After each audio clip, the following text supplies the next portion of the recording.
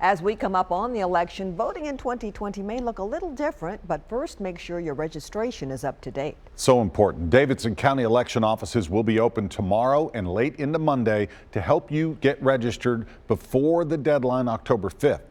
News Channel 5's Levi Ismail is here to take the guesswork out of registering as we go step by step.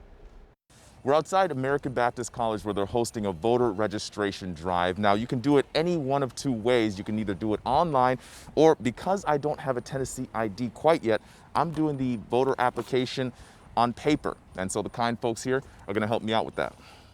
Having never registered to vote in Tennessee before, Timothy Hughes is here to make sure I don't miss anything. There are about 12 questions here on the voter registration card itself.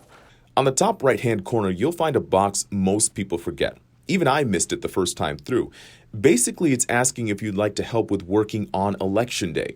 Make sure you're marking all your answers with an X as we get to eligibility. These are questions like, are you a citizen, a resident of Tennessee, and are you at least 18 years old or will be by this November? You'll also see a box asking if you've ever been convicted of a felony. You include personal details, your first name, your last name, your middle name, your date of birth, and your full Social Security number. Next is your address, and this needs to be current to get you the right ballot for where you live.